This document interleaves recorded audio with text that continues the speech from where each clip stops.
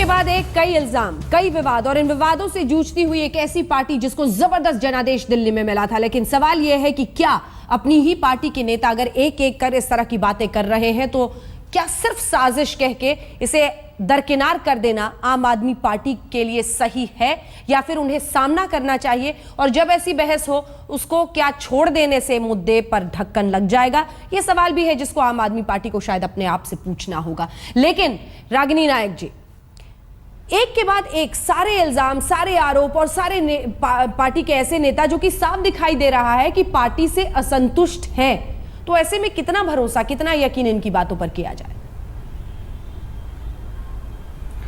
बिल्कुल अंजना जी, आपके सवाल का जवाब देती हूँ। संबित जी से कह दूं कि मोदी जी और अमित शाह जी पर कितने कोर्ट ने समन भेजे और कितने मुकदमे चले ये सब जानते हैं, कैसे वो बचे ये भी। अडवाणी जी को भी आज नोटिस मिल गया है, तो इस मामले में आप सिलेक्टिव मीडिया से ग्रसित ना हो। प्रधानमंत्री को किस महत्वपूर्ण है, आप बताइए, प्रधानमंत्री को कितनी बार कोर्ट में बुलाया गया है? मनमोहन सिंह जी को बतौर प्रधानमंत्री से रिटायर होने के पश्चात उन्हें कोर्ट में बुलाया है। पार्टी के अध्यक्ष के नाते सोनिया गांधी जी और राहुल गांधी को नेशनल हेराल्ड केस में कोर्ट ने समन किया है। किसकी शर्ट में कितने दाग हैं, अमित शाह जी को क्लीन चिट मिला है, क्लीन चिट मिला है उनको सीबीआई से, और मोदी जी को क्लीन चिट मिला है। आपके यहाँ तो जेल में जाने की तैयारी हो रही है, हमारे को क्लीन चिट मिल रहा है, ये फर्क है। बताना चाहिए किसकी शर्ट ज्यादा काली है, इस पर अलग से बहस कर लेंगे। एक सेकंड, किसकी शर्ट ज्यादा काली है, इस पर अलग से एक दिन बहस कर लेंगे। मुद्दे पर वापस। उनकी तो शर्ट ही गायब हो गई है, शर्ट ही कहीं छुट्टी बनाने चली गई है। हाँ ठीक है, कोई बात नहीं, कोई बात नहीं, कोई बात नहीं। 10 लाख का सूट याद करिए, आप शांत रहिए। नहीं, देखिए, ये बहुत महत्वपूर्ण है समझना कि सिद्धांतवादी, अरे भाई संबित जी ऐसे मत करिए, आप सुन लीजिए। सिद्धांतवादी, आदर्शवादी, वैकल्पिक राजनीति का जिसने वादा किया था, सवाल भी उसी से पूछे जाएंगे और बार बार इसलिए पूछे जाएंगे क्योंकि एक लंबी श्रृंखला रही है, कंसिस्टेंसी रही है आरोपों में कि अधिनायकवादी है, व्यक्तिवादी है। बहुत से लोगों ने पार्टी छोड़ी, पर मैं तो एक दूसरी बात कह रही हूं। मैं कह रही हूं अभी भी 4 साल 10 महीने आम आदमी पार्टी के पास हैं। दिल्ली की जनता का अगर सपना इस बार टूटेगा तो वो राजनीति से और ज्यादा विमुख होगी। हम तो एक अच्छे विपक्ष के नाते कहते हैं कि आप भूमिका को निभाइए, और ये भूमिका तभी निभाई जा सकेगी जब केंद्र की भाजपा सरकार और दिल्ली की आम आदमी पार्टी की सरकार अपनी राजनीतिक रस्साकशी को बंद करे। चाहे पूर्ण राज्य की बात हो, दिल्ली को हरियाणा से पानी मिलने की बात हो, या अनाधिकृत कॉलोनियों के रजिस्ट्रेशन की बात हो जिसमें लैंड यूज एक्ट केवल केंद्र सरकार बदल सकती है। जब तक ये लोग मिलकर काम नहीं करेंगे, दिल्ली की जनता इसी तरह फंसी रहेगी। तो मुझे लगता है कि ये आरोप प्रत्यारोप तो रोज होंगे, क्योंकि अरविंद केजरीवाल जी ने सिद्धांतों की बलि चढ़ाकर ही सीएम की कुर्सी पाई है। रोज खुलासा होगा, लेकिन इस षड्यंत्र में कहीं ना कहीं दिल्ली की जनता के विकास का एजेंडा पीछे छूट रहा है। कांग्रेस पार्टी के लिए ये चिंता का विषय है, और हम चाहते हैं कि भारतीय जनता पार्टी और आम आदमी पार्टी इस पर विचार करें। ठीक है, मैं राजेश गर्ग जी आपके पास आऊंगी, लेकिन उससे पहले संबित पात्रा जी के पास एक बार चलते हैं, क्योंकि संबित पात्रा जी ये सवाल बहुत महत्वपूर्ण है। ये आपकी यानी मोदी वर्सेस केजरीवाल जो जंग है, उसमें उनको चाहिए पूर्ण राज्य का दर्जा, उनको चाहिए एमसीडी, उनको चाहिए दिल्ली पुलिस, और इसलिए आप ये जो लड़ाई कर रहे हैं उसमें दिल्ली की जनता झेल रही है, कूड़ा झेल रही है। अब जो अनाधिकृत कॉलोनियों की रजिस्ट्री की बात आएगी, उनको मैप आउटले एमसीडी से अप्रूव कराना है, हर बात पे अड़चन, तो दिल्ली भुगते। देखिए अंजना जी, ये झगड़ा तो उनके घर में हो रहा है, उसमें मोदी जी कहां से आ गए? आप बताइए। हर कोई कह रहा है कि साजिश हो रही है अरविंद केजरीवाल के खिलाफ। 3 उनके स्टिंग आ गए, उनकी आवाज सुनाई दे रही है, वो क्या कह रहे हैं पूरी दुनिया ने सुना है। उसके बाद भी हम सोच रहे हैं कि उनके खिलाफ साजिश हो रही है। के साथ मिलकर काम करेंगे कि नहीं, ये बताइए। अरे लुटेरों को ये पूछ, अरे देश को लूटने के बाद आप ये सब पूछ रहे हैं? 65 वर्षों तक देश का जो किया है, आप बताइए। मैं आपसे पूछता हूँ, कोयला घोटाले का आपने क्या किया था और हमने क्या किया? अभी तो दिल्ली की जनता ये चाहती है कि उसके सड़कों पर कूड़ा न फेंका जाए, और एमसीडी को लेकर बीजेपी और आम आदमी पार्टी कम से कम जनता के पक्ष में कोई फैसला करे मिलकर। जो कहा था करके दिखाया है। कोयले के मामले में कांग्रेस ने क्या किया था? इसलिए प्लीज हाथ जोड़ के प्रार्थना करता हूं, आप प्रवचन मत करिए। एक सेकंड, आप दोनों प्रवचन मत करिए। जिन्होंने देश को लूटा है, जिन्होंने खदानों को लूटा है, वो प्रवचन ना करें। सभी से निवेदन मुझे है, उत्तर देने दीजिए। प्लीज निवेदन है, प्लीज प्लीज। गोल के मामले में हमारे दर्शकों का वक्त बहुत महत्वपूर्ण है। देखिए, आप बोले थे हमारे दर्शकों का वक्त बहुत महत्वपूर्ण है। संबित पात्रा जी, और आप हमसे सवाल पूछ रहे हैं। कांग्रेस वर्सेस बीजेपी से मत बनाइए। हमारे दर्शकों का वक्त बहुत महत्वपूर्ण है। आप सबसे निवेदन है कि सवाल पर ही आप सीमित जवाब दें, क्योंकि नहीं वरना हम वक्त खो देते हैं और कुछ जवाब नहीं। राजेश गर्ग जी, बिल्कुल यही कह रहा हूं। राजेश गर्ग जी, आपको अरविंद केजरीवाल की जीत, उनकी कामयाबी हजम नहीं हो रही है, इसलिए आप ये कर रहे हैं?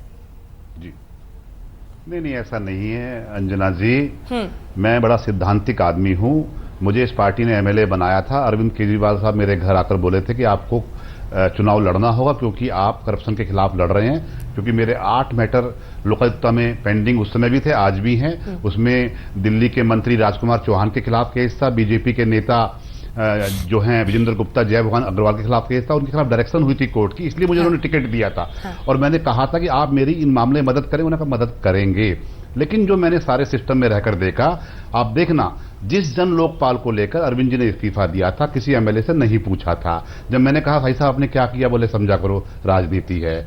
और अब 2 दिन बाद 49 दिन हो जाएंगे। अरविंद जी ने कहा था कि 100 बार इस्तीफा दूंगा जन लोकपाल को लागू करने के लिए, लेकिन आप 49 दिन 3 अप्रैल को हो जाएंगे, जन लोकपाल बिल लागू नहीं होगा। मैं आपके चैनल पर बड़े खुले तौर पर कह रहा हूं, अरविंद जी कम से कम ईमानदार तो नहीं है, अरविंद जी कम से कम देशभक्त नहीं है, वो सत्ता भक्त हैं। अरविंद जी सच का सामना नहीं कर सकते। यदि सच का सामना करते हैं, वो खुद आए या किसी अपने स्पोक्समैन को भेजें, मुझसे बहस करे, मुझसे आंखों से आंख मिलाकर बात करे कि क्या मैं कुछ झूठ बोल रहा हूं, क्या मैं एक भी बात गलत कह रहा हूं, क्या मैंने हमेशा पार्टी के फोरम में अंदर ये बात नहीं कही कि आप सच को स्वीकारो, पब्लिक को पागल ना बनाओ।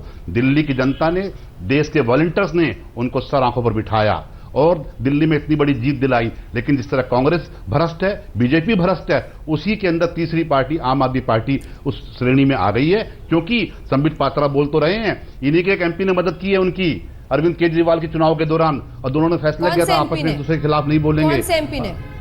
मैं नाम बताऊंगा तो आप मैं नाम बोलूंगा तो आप तुरंत कह देंगे कि आप नाम बोलिए, बताइए। राजेश गर्ग जी नाम बताइए। करनाल से जो मेंबर, मैं बताता हूं, आप देखना, जो करनाल से मेंबर ऑफ पार्लियामेंट हैं उन्होंने खुले तौर पर अरविंद केजरीवाल की मदद की, इकट्ठे बैठकर लंच किया और वहीं बैठकर सारी प्लानिंग की। और उनके अखबारों में सारी की सारी जो एड आई थी, उस अखबार में सारी एड फ्री आई है, क्योंकि आम आदमी पार्टी ने एक भी अखबार में कोई विज्ञापन नहीं दिया, केवल टीवी पर दिए थे। मैं जो कह रहा अंजना जी, हाँ। मैं कह रहा हूं, संबित पात्रा मना कर दें कि क्या उनके जो मेंबर ऑफ पार्लियामेंट है भ्रष्टाचार में लिप्त नहीं है, क्या उनके खिलाफ एफआईआर नहीं हुई है, क्या पार्टी ने कार्रवाई की संबित पात्रा साहब की पार्टी ने? संबित पात्रा जी को मालूम है, लेकिन कार्रवाई नहीं करेंगे क्योंकि आप मीडिया हाउस वाले हो जाएंगे। तो आप बोलो, मेरी सुन लीजिए, क्योंकि वो मामला मीडिया हाउस का, मीडिया नहीं दिखाता, मीडिया अपने बिजनेस एथिक्स में पड़ जाता है और उस मीडिया हाउस के खिलाफ नहीं बोलेगा। मैं बोलना नहीं चाह रहा था, लेकिन क्योंकि बीजेपी के एमपी हैं, अरविंद जी ने मुझे टिकट दिया था इसलिए कि आप बहुत अच्छा इशू उठा रहे हैं। मैंने कहा साहब उसके लिए प्रेस कॉन्फ्रेंस कर ले, बोले नहीं यार मीडिया से पंगा नहीं लेना, हमारे खिलाफ हो केजरीवाल जी से इतना तो जरूर सीख लिया है कि सबूत करते रहेंगे लेकिन आरोप खूब लगाएंगे। ये आपने जरूर सीख लिया राजेश गर्ग, क्योंकि आप हर किसी को कटघरे में खड़ा कर रहे हैं। सवाल ये है कि आप क्या इंतजार नहीं कर सकते थे? हरियाणा से ये कौन शख्स था, पूरी जानकारी पुलिस आपको दे देती, फिर आप आते। ये आरोप बिना सबूत के किसी मैंने नहीं कहा, मैं किसी मीडिया के पास नहीं गया, मैंने कोई आरोप लगाया भी रहा था। आप उसका केजरीवाल से लिंक कैसे एस्टैब्लिश करेंगे? आ रही हूँ संबित। अरे संजय सिंह जी का फोन आया, विभव जी का फोन आया, तो उसका फोन आया इसलिए किया। ये तो दो और दो को गिन के जोड़ मुझे एक बात बताइए, पार्टी नहीं सुन लीजिए प्लीज, इसको बात को अलग मत ले जाइए। जब संजय सिंह जी फोन कर रहे हैं कि राजेश भाई वो उसको पुलिस टॉर्चर कर रही है, उसने गलती कर दी आपको फोन करके, वो तो आदमी हमारा है। जब मीटिंग में ये बात हुई, हरीश खन्ना वहां थे, सारे लोग वहां थे कि फोन तो सबको आया, बोले नहीं कोई बात नहीं ऐसे कर लेते हैं। जब मैं जो बात कह रहा हूं आपसे, इस बात की वॉलंटियर्स के बीच में चर्चा हुई तो अरविंद जी ने खेद व्यक्त कर दिया। ये बात 2013 जनवरी की है और मैंने सारी की सारी बातें बेसिक बात देखिए, ये जो बातें कर रहे हैं, मुझे नहीं लगता कि इनकी पार्टी के अंदरूनी झगड़े के बारे में ये इतिहासकार जब भविष्य में इन लिखेंगे कुछ तो वो ब्यौरे ये ठीक ठाक दे रहे हैं, हो सकता है, लेकिन आज इसका कोई मतलब नहीं है। ये लगता है जैसे 2-3 इंटेलिजेंस एजेंसीज आपस में झगड़ा कर रही हैं कि हमारे पास रिकॉर्ड है, हमारे पास स्टिंग है, हमारे पास टेलीफोन रिकॉर्ड है। अरे भाई यहां जनता का सवाल है। 67 एमएलए आपको बनाकर दिए हैं, आम आदमी पार्टी का कोई प्रवक्ता अभी नहीं है बहस में। मैं ये जानना चाहता हूं कि क्या राजेश गर्ग जब उस पार्टी में थे, क्या जब प्रशांत जी उस पार्टी आज में भी थे, हूं, आज क्या भी हूं, जब काला भूपेंद्र नहीं यादव हूं, उस पार्टी आज में भी थे, हूं। आज भी राजेश पार्टी गर्ग की आप आज भी नहीं है, हैं। आज भी हाँ, है, आज भी है, पूरी तरह भले खेमे अलग है, लेकिन उस कल्चर को बदलने का लीडरशिप जिस तरह से अरविंद केजरीवाल की इमर्ज की आच्छादित कर गई, मैं तो समझता हूं कि कांग्रेस बीजेपी के भी हम लोग आलोचक हैं एक जर्नलिस्ट के रूप में, जब कभी वो गलत करते हैं, लेकिन कांग्रेस बीजेपी में भी चेक एंड बैलेंस है। अगर बीजेपी में कुछ होता है, नागपुर वहां खड़ा है, अगर कांग्रेस में केवल एक तरफा होता है, 5-6 नेता लड़ने लगते हैं और तब सोनिया गांधी को बैलेंस करना पड़ता है। यहां तो एक भगवान है और एक ऐसा भगवान जिसको इन सब लोगों ने मिलकर बनाया है। तो मेरा यह कहना है बिल्कुल संक्षेप में कि आपका ये आम आदमी पार्टी का जो पूरा का पूरा ये तंत्र है, इसको इस तरह बनाने में सबका योगदान है। सबने एक भगवान बनाया, वो भगवान जो है अब किसी को बर्दाश्त नहीं कर रहा है, इसलिए आप लोग सब जिम्मेदार हैं उसके लिए। और एक एनजीओ के और मिलेश वो एक भगवान एनजीओ से कहाँ आए, बात करता है, वो एक एनजीओ से हम आए सब हैं। भगवान से और बात करते एनजीओ हैं। डायरेक्टर के तहत चलता है, एक डायरेक्टर होता है। आप सोचिए, योगेंद्र यादव प्रशांत भूषण से बात करने को तैयार नहीं हुए केजरीवाल। Exactly. राजेश गर्ग जी कह रहे हैं कि मुझसे बात करने को तो वो तैयार हो जाए। पार्टी में नेता की तरह नहीं बिहेव कर रहे हैं, वो एग्जीक्यूटिव डायरेक्टर की तरह काम कर रहे हैं, जिसमें एनजीओ सारा चलता है और सिर्फ वो एग्जीक्यूट करना चाहता हूं। क्या जल्दी से दोनों से रिएक्शन, रागनी जी आपसे, फिर फौरन समझ आ रहा है। हाँ, जल्दी से। मैं बस आप ही की बात में कुछ जोड़ना चाहती हूँ। जो अरविंद केजरीवाल जी का भाषण था, जिसकी क्लिप हमने देखी, उसमें उन्होंने बहुत ही दिलचस्प बात कही। उन्होंने कहा कि प्रशांत भूषण ने मैसेज किया कि मिल लीजिए, तो मैंने उनको उतरते ही प्लेन से मैसेज किया कि मैं बजट सेशन के बाद मिलूंगा। और तब 9 बज रहे थे, 9 बजते ही मुझे लगा कि मुझे अपनी टीम के मेंबर्स को बुला लेना चाहिए, और मैंने उन्हें घर बुला लिया। तो देखिए, आम आदमी पार्टी के अंदर कुछ नेता विशेष हैं, कुछ खास टीम का हिस्सा हैं, और कुछ बिल्कुल निगलेक्टेड है, सच में आम नेता हैं जिनको कभी भी पार्टी से निकाला जा सकता है। और उस पार्टी का महत्व भी खुद बहुत कम है, क्योंकि स्टिंग में अरविंद केजरीवाल ने ये कहा कि मैं तो अपने 67 विधायक लेके अलग हो जाऊंगा और मुझे मेरा कोई लेना देना नहीं है आम आदमी पार्टी। बिल्कुल संबित जी। देखिए, मैं तो बहुत स्पष्ट रूप से सभी डिबेट्स को फॉलो कर रहा हूं 4 दिन से। ये जो बार बार बोला जा रहा है कि क्या अरविंद केजरीवाल के खिलाफ साजिश हुआ, बिल्कुल नहीं, ये हकीकत है, कोई साजिश नहीं हुआ। क्योंकि यदि साजिश होता तो आज आम आदमी पार्टी के प्रवक्ता होते साजिश को ध्वस्त करने के लिए। वो आज छुपे हुए फिर रहे हैं इस कारण से, क्योंकि वो भी हकीकत को जानते हैं। आज दरअसल शिकारी खुद शिकार हो गया है। वो शिकारी जो प्रेस कॉन्फ्रेंस कर करके शिकार ढूंढता था, वो शिकारी जिसको हर कोई चोर नजर आता था, वो शिकारी अपने ही लोगों द्वारा आज शिकार हो गया है। इसलिए उनके प्रवक्ता यहां डिफेंड तक करने के लिए नहीं है।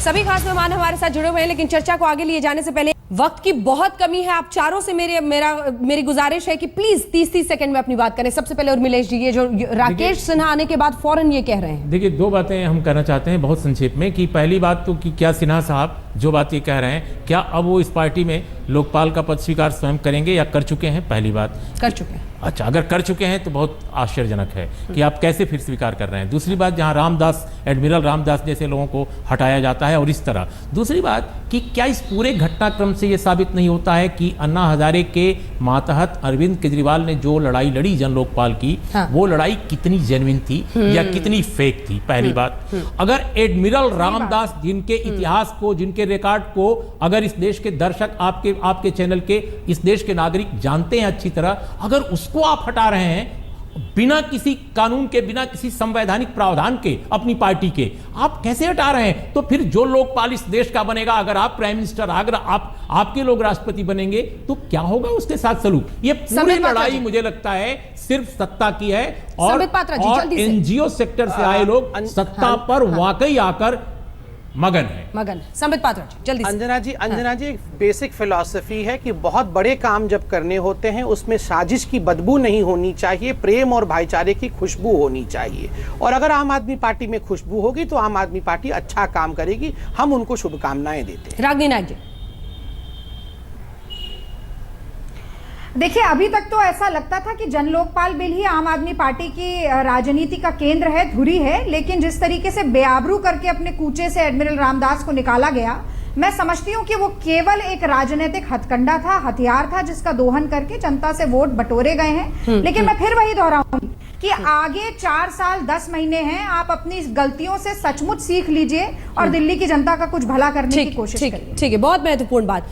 राजेश गर्ग जी, आपसे आज तक पर यह वादा कि आप सबूत लेकर आज तक पर आएंगे और जो भी आरोप आज आप लगा रहे हैं वो सबूत के सामने सीधे रखेंगे, नहीं तो माफी मांगेंगे अरविंद केजरीवाल से भी और देश की जनता से, दिल्ली की जनता से। बिल्कुल लेकर आऊंगा। यदि मुझे कल शाम तक इन्होंने जो एसीपी साहब ने वायदा किया मुझे नहीं दिए तो मैं इनडेफिनिट उनके ऑफिस के अंदर बैठ जाऊंगा, चाहे मुझे जेल जाना पड़े, कि वो सारे एविडेंस मुझे दें, वो रिपोर्ट को मुझे सबमिट करें। साथ में एक अपील करना चाहता हूं अरविंद भाई से, अरविंद जी आपके लिए हमने खून बहा है, लाठियां खाई हैं, जेल गए हैं, और दिल्ली का वॉलंटियर, देश का वॉलंटियर आपकी तरफ देख रहा है। आप सच को स्वीकारें और सच को स्वीकारने के बाद दिल्ली से, देश के लोगों से माफी मांगने के बाद दिल्ली में सरकार चलाएं और जो वायदे किए हैं उनको पूरा करने का काम करें। मैं आपको बहुत बहुत शुभकामनाएं देता हूं। हम सबूत का इंतजार करेंगे क्योंकि सबूत बहुत महत्वपूर्ण है। सिर्फ आरोप लगाने का ये सिलसिला तो लंबे वक्त से चल रहा है। इसी के साथ आप सभी का बहुत बहुत शुक्रिया मेरे साथ इस चर्चा में शामिल होने के लिए। लेकिन रहिएगा जरूर आज तक के साथ, क्योंकि ब्रेक के उस पार आपको बताएंगे हल्ला बोल देखने वाले दर्शक क्या राजेश गर्ग के लगाए गए आरोपों को सही मानते हैं। आप देखते रहिए।